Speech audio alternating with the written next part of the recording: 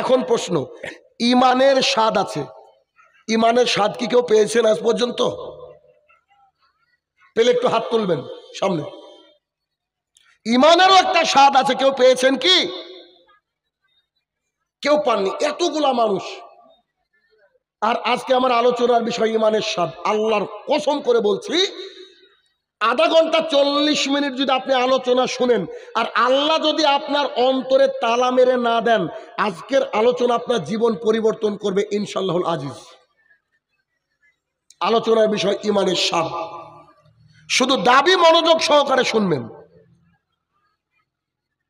সহিহুল বুখারী, আল্লাহ সুবহানাহু ওয়া তাআলার জমিনে সবচেয়ে দামি কিতাব হচ্ছে কোরআনুল কারীম, যার মধ্যে কোনো সন্দেহ নাই। কোরআনুল কারীমের পরে সবচেয়ে দামি যদি গ্রন্থ কেউ মানে আল্লাহর জমিনে রেখে যেতে গিয়েছে বা বর্তমানে আছে, কিয়ামত পর্যন্ত থাকবে, তার নাম হচ্ছে সহিহুল বুখারী। যদিও মুত্তাফাকুন আলাইহি, বুখারী মুসলিমে কোনো হাদিস জাল জয়ীফ ইত্যাদি নাই, সবই সহিহ। সহিহ বুখারী হাদিস নম্বর 16, রাসূলুল্লাহ সাল্লাল্লাহু আলাইহি সাল্লাম বলছেন, যার মধ্যে তিনটে বিষয় বিদ্যমান, যার মধ্যে তিনটে বিষয় একত্রিত হয়, যার মধ্যে তিনটে বিষয় থাকে, যার মধ্যে তিনটে বিষয় লক্ষ্য করা যায়, সেই ব্যক্তি ঈমানের স্বাদ পায়। আল্লাহ রাসূল সাল্লাল্লাহু আলাইহি ওয়াসাল্লাম বলছেন, যাদের মধ্যে তিনটে বিষয় পাওয়া যায় সে ব্যক্তি ঈমানের স্বাদ পায়। এক, আল্লাহ সুবহানাহু ওয়া তাআলার দুনিয়াতে সবচেয়ে বেশি ভালোবাসে এক আল্লাহ, দুই তার রাসূল সাল্লাল্লাহু আলাইহি সাল্লামকে। এক, ঈমানের স্বাদ পেতে গেলে তিনটে জিনিস লাগবে। কটা জিনিস? এক, আল্লাহ তাআলার জমিনে সবচেয়ে দামি, সবচেয়ে বড়, সবচেয়ে প্রথমে যাকে আমরা মেনে নিব, ভালোবাসবো, সে হচ্ছে আল্লাহ সুবহানাহু ওয়া তাআলা এবং তার রাসূল। কেমন? একটু খুলে বলি, বুঝতে পারবেন। আপনি সারা রাত্রি জেগেছেন, খুব ঘুম পেয়েছে 3টের পরে, এমতো অবস্থায় মুয়াজ্জিন মসজিদ থেকে বলছে, হাইয়া আলাস সালাত, নামাজের দিকে এসো। আপনার কাছে ঘুম তখন পৃথিবীর সর্বশ্রেষ্ঠ জিনিস, ঘুমের উপরে দামি আর কিছু নাই। তখন মুয়াজ্জিন আপনাকে স্মরণ করিয়ে দিচ্ছে, আস-সালাতু খায়রুম মিনান নাওম। শুনে রাখো দুনিয়াবাসী, ঘুম যে তুমি ঘুম পারছো, এই ঘুমের চেয়ে কোটি কোটি বিলিয়ন বিলিয়ন গুণ উত্তম হচ্ছে সালাত। ওই মুহূর্তে আপনি যদি লেপটাকে মুড়িয়ে, কম্বলটাকে মুড়িয়ে, কানটাকে বধির করে দিয়ে নিজের আরামায়েশ করার জন্য ঘুমের মধ্যে নির্লিপ্ত হয়ে যান, আপনি কিয়ামত পর্যন্ত যত ইমানদার হওয়ার চেষ্টা করেন না কেন, আপনি আল্লাহর জমিনে ইমানের স্বাদ পাবেন না। সারা রাত ক্লান্ত শ্রান্ত, খুব কষ্ট হচ্ছে, সারা রাত জেগে আছেন কোনো কারণবশত, হয়তো স্ত্রী হসপিটালাইজ অথবা সন্তান আইসিইউতে অবস্থা তার ভয়াবহ। সারা রাত জেগে যখন বলছে হাইয়া আলাস সালাহ, আপনি আল্লাহ তাআলার এই হাইয়া আলাস সালাহর ডাককে, অর্থাৎ মুয়াজ্জিনের এই ডাককে আল্লাহর উপরে, আল্লাহ সুবহানাহু ওয়া তাআলা ডাক দিয়েছেন বলে, আল্লাহ তাআলার মুয়াজ্জিন ডাক দিয়েছেন বলে আপনি ওখান থেকে মসজিদে গিয়ে সালাত আদায় করবেন, তবেই আপনি আল্লাহ এবং আল্লাহর রাসূলকে ভালোবাসলেন। আপনি একটা ব্যবসা করতে যাবেন, ব্যবসা করতে যাওয়ার আগে, বিজনেসম্যানের সাথে পরামর্শ করার আগে আপনাকে পরামর্শ করতে হবে একজন আলেমের কাছে। কেন?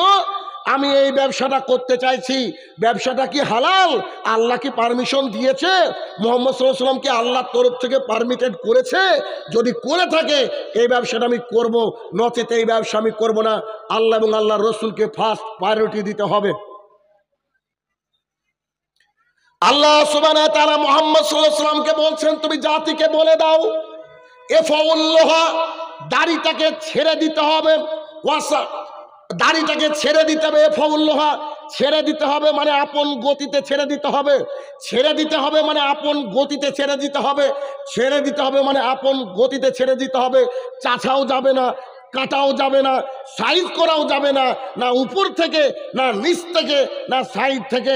আল্লাহ রসুল বলছেন এ ফাউল্লোহা, তোমরা দাড়িটাকে ছেড়ে দাও, ওয়াসুস সারেফ, গোপটাকে ছাটো।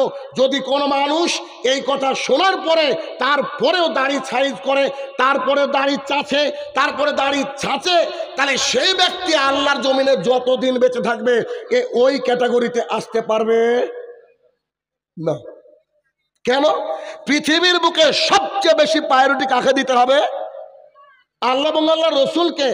আমি আপনাকে দেখাচ্ছি, আপনি ইমানের স্বাদ পাবেন না কি করে।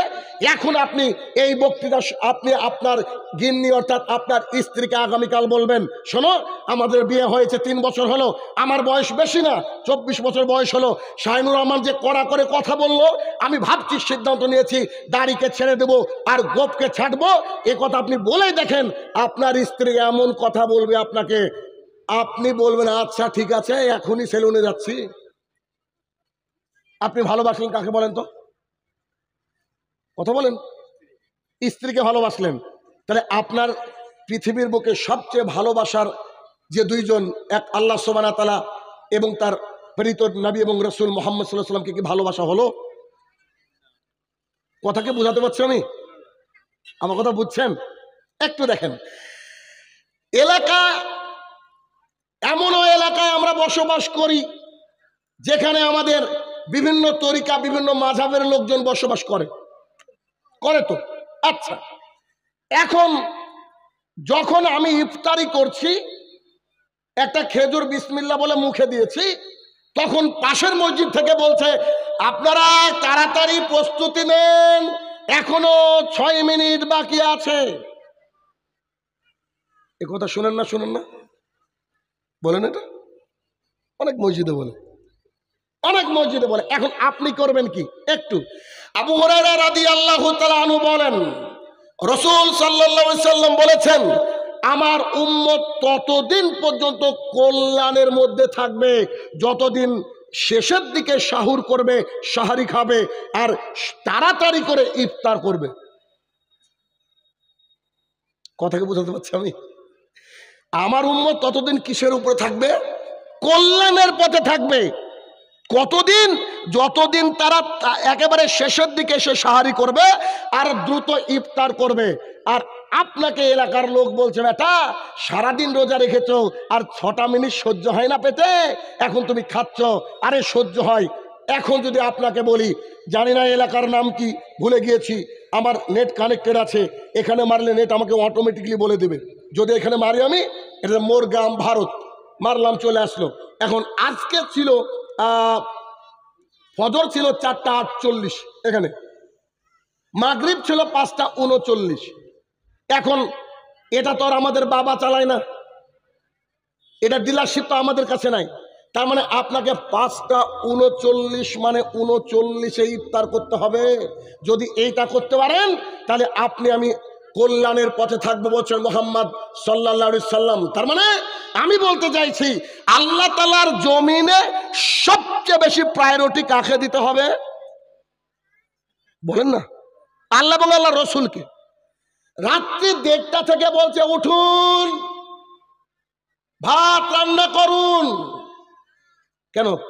পাশে হিন্দু নাই, পাশে ইহুদি নাই, ওদেরকে তো কষ্ট দিতে পারে না মুসলমান।